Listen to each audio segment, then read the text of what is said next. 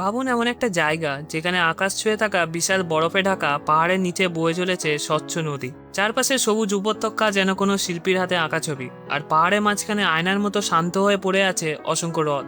সকালে সূর্যের প্রথম আলো যখন বরফের চূড়ায় পড়ে পুরো পাহাড় সোনালি হয়ে ওঠে, আবার সন্ধ্যা নামলে সেই একই জায়গায় পরিণত হয় এক রহস্যময় নীল জগতে। কিন্তু এই জায়গার সবচেয়ে অবাক করার বিষয় হলো এটা বছরের প্রতিটি ঋতুতে নিজের রূপ বদলে ফেলে।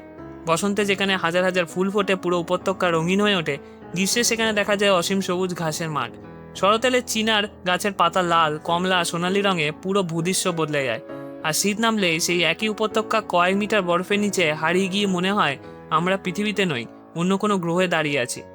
এমনকি এখানকার সৌন্দর্য শুধু পাহাড় আর বরফের মধ্যে সীমাবদ্ধ নয়, আছে কুয়াশায় ঢাকা বন, পাহাড় থেকে নেমে আসা অসংখ্য ঝর্ণা, নদীর জলে পাহাড়ের প্রতিবিম্ব, শত বছরের পুরনো বাগান, হ্রদের বুকে ভেসে চলা শিকারা, আর এমন কিছু প্রত্যন্ত উপত্যকা যেখানে পৌঁছানোর পর আপনার মনে হতে পারে পৃথিবীতে এই জায়গাটা এতদিন মানুষের চোখের আড়ালে ছিল কিভাবে। এই কারণে বহু শতাব্দী ধরে মানুষ এই জায়গাটিকে একটা নাম দিয়েছে, পৃথিবীর স্বর্গ। কিন্তু প্রশ্ন হলো, সত্যিই কি কাশ্মীর পৃথিবীর সবচেয়ে সুন্দর জায়গাগুলোর একটা, নাকি আমরা এখনো কাশ্মীরের আসল সৌন্দর্যে খুব সামান্য অংশই দেখেছি? আজ আমরা প্রবেশ করব সেই কাশ্মীরে, যেখানে প্রতিটা পাহাড়ের পেছনে লুকিয়ে আছে নতুন একটা দৃশ্য। প্রতিটি ঋতুতে বদলে যায় পুরো পৃথিবী, আর প্রকৃতি যেন প্রতিটি মুহূর্তে নিজের হাতে একটা নতুন ছবি আঁকে। এটাই কাশ্মীর, পৃথিবীর সেই স্বর্গ যার সৌন্দর্য একেবারে দেখলে চোখে নয়, মনে থেকে যায়। কাশ্মীর উপত্যকা হিমালয়ের এক অসাধারণ ভূপ্রাকৃতিক অঞ্চলে অবস্থিত। এটা মূলত ভারতীয় উপমহাদেশের উত্তর পশ্চিম হিমালয় অঞ্চলের একটা উর্বর উপত্যকা, যার চারদিকে বিশাল পর্বতশ্রেণী প্রাকৃতিক প্রাচীরের মতো দাঁড়িয়ে আছে। কাশ্মীরকে শুধু একটা শহর বা একটা পর্যটন কেন্দ্র হিসেবে দেখলে এর প্রকৃত ভূগোল বোঝা যায় না। এটা আসলে পাহাড়, নদী, হ্রদ, বন এবং বিস্তীর্ণ উপত্যকার সমন্বয়ে তৈরি একটা সম্পূর্ণ ভূদৃশ্য।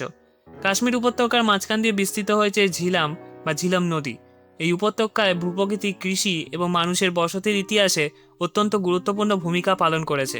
উপত্যকার চারপাশে রয়েছে পীর পাঞ্জাল রেঞ্জ এবং বৃহত্তর হিমালয়ান মাউন্টেন সিস্টেমের বিভিন্ন পর্বতশ্রেণী।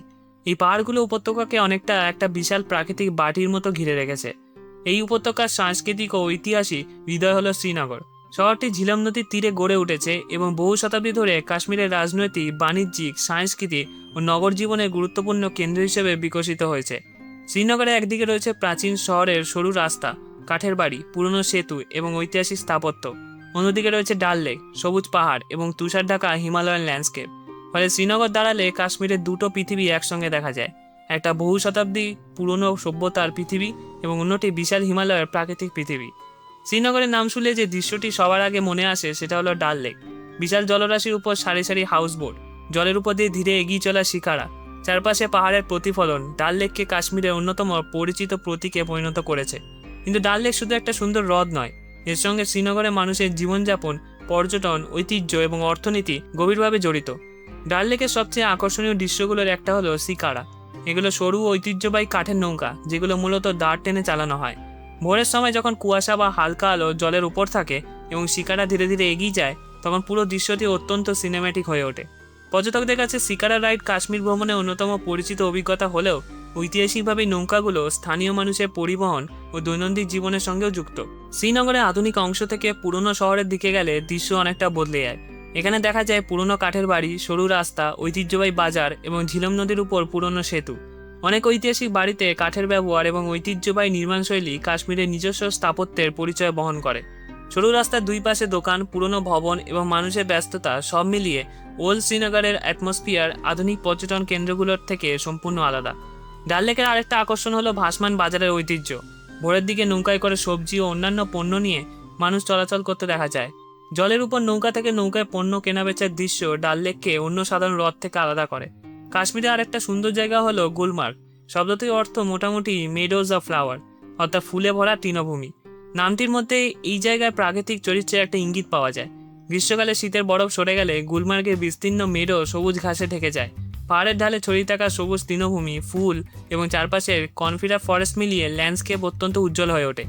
দূরে তুষার ধরে রাখা পাহাড়ের সঙ্গে নিচের সবুজ মেডোয়ের কন্ট্রাস্ট আরও ড্রামাটিক দেখায়।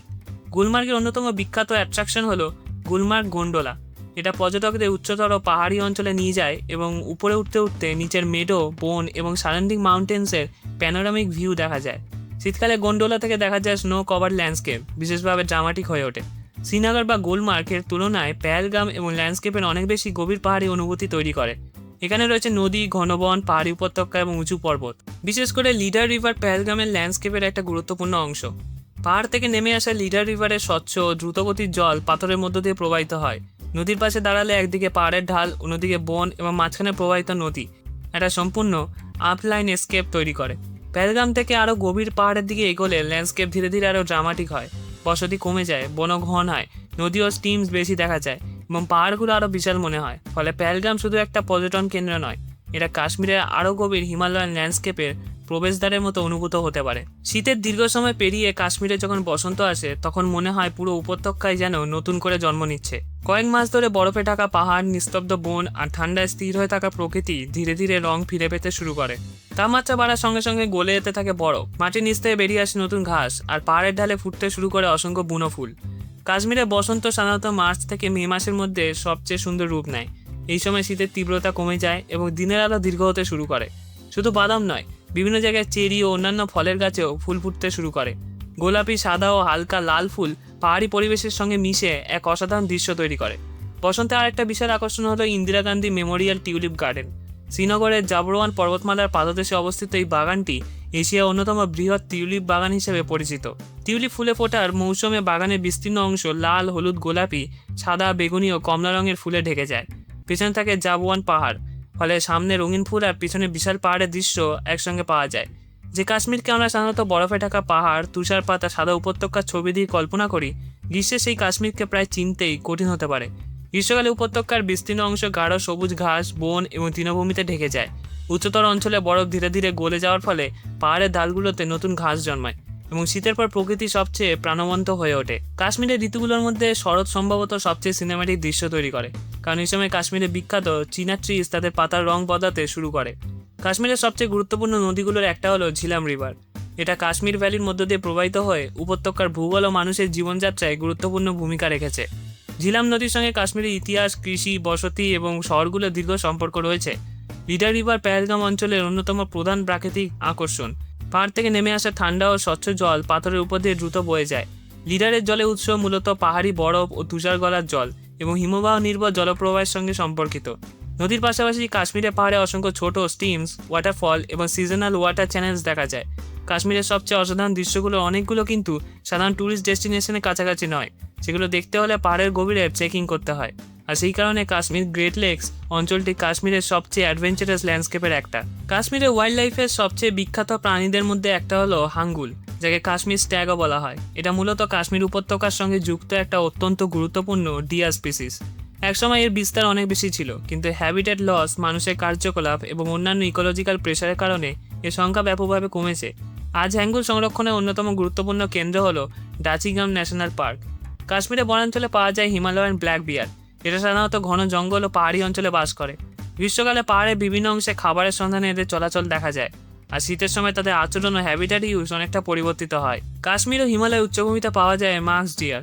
এটা সাধারণত ডিয়ারের মতো নয়, বিশেষ করে পুরুষ মাস্ক ডিয়ারের শরীরে অ্যান্টলার থাকে না, বরং তাদের মুখের কাছ থেকে বেরিয়ে থাকা লম্বা ক্যানাইন টিথ তাদের চেহারাকে অদ্ভুত এবং আলাদা করে তোলে। কাশ্মীরকে যদি শুধু পাহাড়, নদী আর বরফ দিয়ে দেখানো হয়, তাহলে গল্পের একটা বিশাল অংশ বাদ পড়ে যাবে।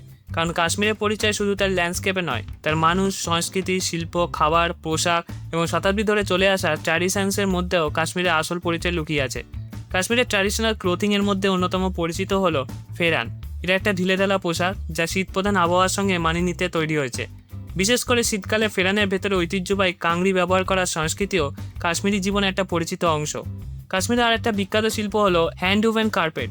কাশ্মীরি কার্পেটের বিশেষত্ব হলো সূক্ষ্ম ডিজাইন, ইন্ট্রিকেট প্যাটার্নস এবং দীর্ঘ সময় ধরে হাতে তৈরি করা ক্রাফটসম্যানশিপ। একটা বড় ও জটিল কার্পেট তৈরি করতে অনেক সময় দীর্ঘ সময় লেগে যেতে পারে। ফুল, পাতা, ভাইন্স এবং জিওমেট্রিক প্যাটার্নের ব্যবহার এখানে অত্যন্ত পরিচিত। কাশ্মীরের কালচার বোঝার জন্য তার খাবারও অত্যন্ত গুরুত্বপূর্ণ। সবচেয়ে বিখ্যাত কালিনারি ট্র্যাডিশনের একটা হলো ওয়াজওয়ান। এটা শুধু একটা খাবার কালেকশন নয়, এটা একটা ঐতিহ্যবাহী মাল্টি কোর্স ফিস্ট, যেখানে রান্না ও পরিবেশন দুটিরই বিশেষ কালচারাল সিগনিফিকেন্স রয়েছে। রোগান জোশ, গুস্তাবা, রিস্তা, তাবাক, মাস এর মতো বিভিন্ন ডিশ ওয়াজেন ট্র্যাডিশনের সঙ্গে যুক্ত। বিশেষ অনুষ্ঠান এবং সামাজিক গ্যাদারিংয়ে ওয়াজওয়ানের গুরুত্ব কাশ্মীরি হসপিটালিটির সঙ্গে গভীরভাবে জড়িত। কাশ্মীরের সৌন্দর্য শুধু পাহাড়ের নয়, মানুষের আতিথেয়তাও তার কালচারাল আইডেন্টিটির গুরুত্বপূর্ণ অংশ।